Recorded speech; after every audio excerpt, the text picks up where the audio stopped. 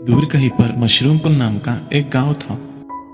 वहां के घर मशरूम के बने थे। उस गांव में किसान का परिवार रहता था। उनका नाम था मदन और जया। मदन और जया के 3 बच्चे थे, रानी, गोलू और बाबू। तीनों बच्चे अपने माँ बाप से बहुत प्यार करते थे।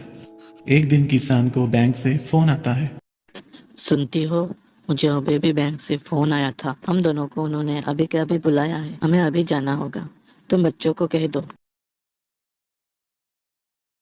सुनो बच्चों, मुझे और तुम्हारे पापा को बैंक के लिए अभी के अभी निकलना है। हम 1 घंटे में वापस आ जाएंगे।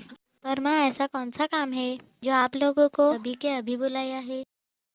अरे बेटा, हम लोगों ने जो बैंक से कर्जा लिया था हमारा घर बनाने के लिए, उसी के सिलसिले में उन्होंने हमें बात करने बुलाया है। तो बताओ, आते वक्त तुम लोगों को बाजार से क्या लेकर आऊं? माँ, आप मेरे लिए चिकन बिरयानी लाओ।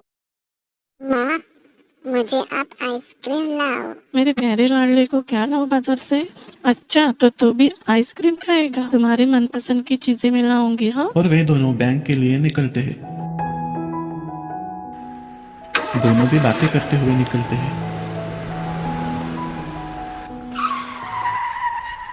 लेकिन तभी उन दोनों का कार एक्सीडेंट होता है। दोनों का भी मौके पर देहांत होता है। बच्चे यह देखकर बहुत रोने लगते हैं। उनके माता पिता का देहांत होने से उनके बच्चे टूट जाते हैं। तीनों अपने माता पिता के पास बैठकर रोने लगते हैं। हाँ बाबूजी, उठिए ना। आप क्यों नहीं उठ रहे हो? देखो ना, बाबू कितना रो रहा है। इसे दूध कौन पिलाएगा? उठिए ना माँ, उठिए ना।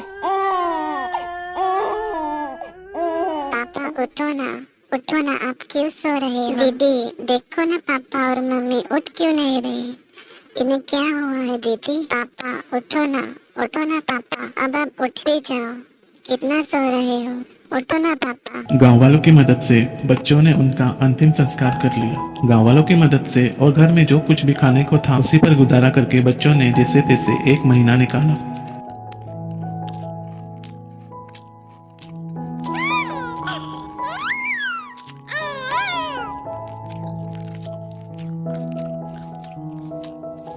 एक दिन गांव का साहूकार उनके घर आता है।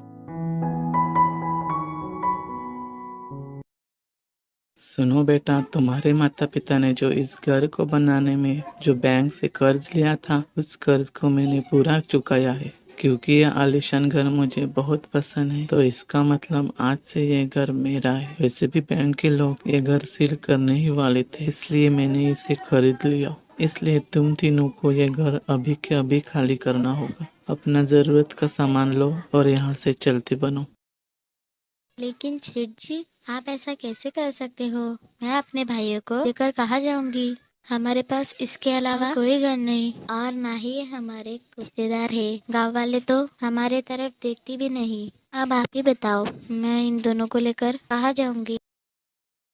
चाचा प्लीज हमें इस घर से मत निकालो। मैं आपके पाँव पड़ता हूँ, लेकिन हमें इस घर से मत निकालो। मैं काम करके आपका सारा पैसा, आपका सारा कर्जा चुका दूंगा। ये घर हमारे मम्मी पापा की हमें याद दिलाता है। हमारे मम्मी पापा की आखिरी याद को आप क्यों हमसे छीन रहे हो? मैं आपके पाँव पड़ता हूँ, हमें इस घर से मत निकालो चाचा। लेकिन साहूकार ने उनकी एक भी नहीं सुनी, उन्हें घर के बाहर निकाला। तभी गोलू अपनी दीदी से कहता है, दीदी, लोग इतने बुरे क्यों होते हैं? उन्होंने हमसे हमारा घर छीन लिया, हम पर जरा सी भी दया नहीं दिखाई। अब हम क्या करेंगे दीदी? कहाँ पर रहेंगे? मुझे भी नहीं पता गोलू। भगवान ने हमारे माता पिता छीन लिए, हमारा घर भी छीन लिया, लेकिन मैं हार नहीं मानू। तुम दोनों को ऐसे रास्ते पे नहीं छोड़ूंगी। ऐसा कहकर तीनों भी अपने रास्ते निकलते हैं। तीनों भी अपना जरूरत का सामान लेकर घर छोड़कर हमेशा के लिए निकलते हैं। यूं ही चलते चलते शाम होती है। गांव पीछे छूटता है और रास्ते में जंगल आता है। तीनों भी जंगल के रास्ते चुपचाप जा रहे थे। तभी रानी को एक पुरानी झोपड़ी दिखाई देती है।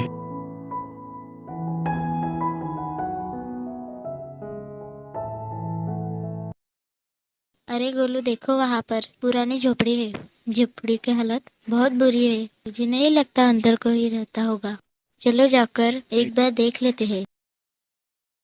रानी अपने भाइयों के साथ झोपड़ी के अंदर जाती है। झोपड़ी बहुत पुरानी थी, अंदर कोई नहीं रहता था।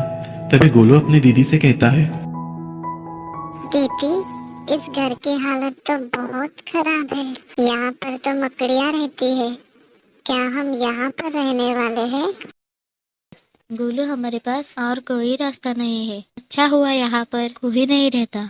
हम इस घर को अच्छे से साफ करेंगे। तुम मेरे मदद करोगे ना गोलू? बाबू को कोने में रखकर दोनों भी इस घर की सफाई करने लगते हैं।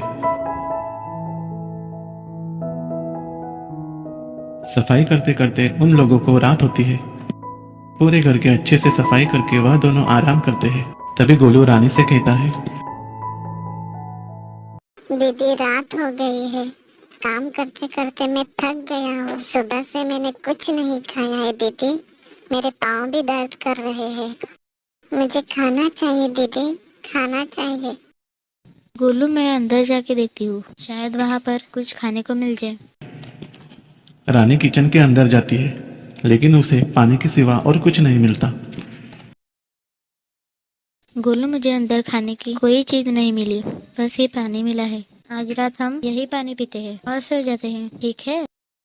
नहीं दीदी, मुझे खाना चाहिए। मुझे बहुत भूख लगी है। बस एक रोटी मिल जाए तो भी चलेगी। मुझे बहुत भूख लगी है दीदी, खाना दे दो ना। ऐसा कहकर गोलू रोने लगता है।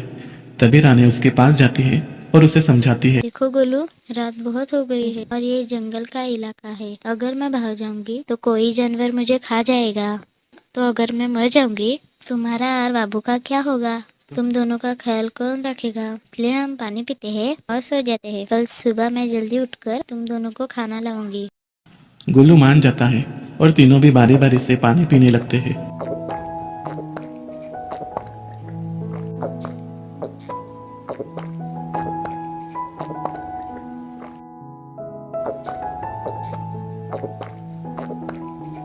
पानी पीने के बाद वह तीनों बिना कंबल के जमीन पर सोते हैं। बाबू को रानी गोद में सुलाती है।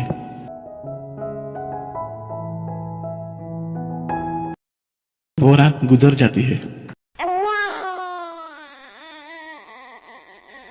अगली सुबह भूख के कारण बाबू की हालत रो रो के बुरी हो रही थी। रानी उसे शांत कर रही थी, लेकिन बाबू बस रोए जा रहा था। रानी गोलू को नींद से उठाती है। सुनो गोलू, बाबू काफी देर से रो रहा है। मैं कब से इसे चुप कराने की कोशिश कर रही हूँ। बाबू को दूध चाहिए, इसलिए वो इतना रो रहा है। मैं जल्दी से गाँव जाकर हमारे लिए कुछ खाने को लाती हूँ। तुम भी तो कल से भूखे हो, इसलिए तुम बाबू को संभालो, इसे शांत करो। मैं अभी जाकर आती हूँ और हमारे लिए खाना लाती हूँ। बाबू को गोलू के पास छोड़कर रानी गांव में खाना लेने जाती है। रानी किसी दुकान के तलाश में जंगल के रास्ते वापस गांव चली जाती है। रानी एक किराने वाले की दुकान के पास जाती है और जाकर उस दुकानदार से कहती है, दुकान वाले चाचा, आप मुझे कुछ खाने की चीजें और दूध दे सकते हैं, लेकिन मेरे पास आपको देने के लिए पैसे नहीं है। आप चाहे तो मैं आपके दुकान की अच्छे से साफ सफाई और झाड़ू पोछा मार देती हूँ। उसके बदले आप मुझे कुछ खाने की चीजें दे। मेरे छोटे भाई कल से भूखे हैं। हम लोगों ने सिर्फ पानी पीकर रात गुजारी है। अगर आप थोड़ा सा सामान देते हो तो हम कुछ पकाकर खा लेंगे। दुकानदार को उसकी बातों पर बहुत गुस्सा आता है। कहकर दुकानदार ने रानी के सर पर प्लास्टिक की बोतल दे मारी।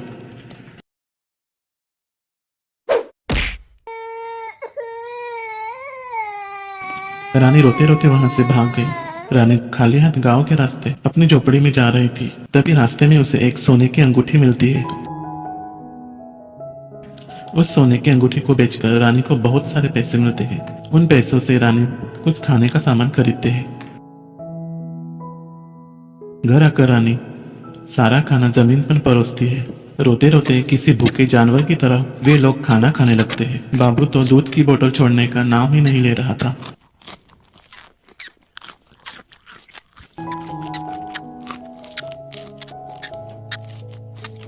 जो सोने की अंगूठी रानी को मिली थी, दरअसल वो अंगूठी उसकी माँ की थी। जहाँ पर उनका एक्सीडेंट हुआ था, वो अंगूठी वहीं पर जमीन के अंदर धसी हुई थी। अनजाने में ही सही, रानी और उसके भाइयों की मदद उन्हीं के माता पिता ने की। बाद में वे लोग चैन की नींद सो गए।